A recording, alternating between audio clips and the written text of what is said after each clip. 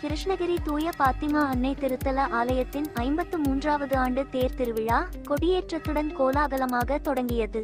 இதில் ஏராளமான கிறிஸ்தவ பக்தர்கள் கலந்து கொண்டு சிறப்பு வழிபாட்டில் ஈடுபட்டனர்.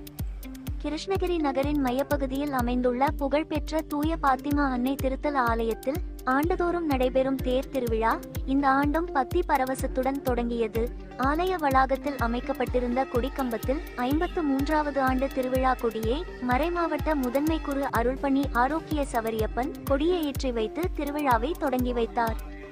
இதற்கு முன்பாக பங்குத்தந்தை அருள்ராஜ் தலைமையில் நவநாள் ஜெபமும் கூட்டு திருப்பலியும் நடைபெற்றது.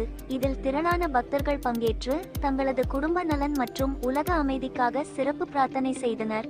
தொடர்ந்து 9 நாட்கள் நடைபெறவுள்ள இந்த திருவிழாவின் முக்கிய நிகழ்வாக 8வது நாளான சனிக்கிழமை மாலை 7:30 மணிக்கு வண்ணமயமான வானவேடிக்கைகளுடன் பாத்திமா அன்னையின் தேர் பவனி கிருஷ்ணகிரி நகரின் முக்கிய வீதிகள் வழியாக நடைபெற உள்ளது.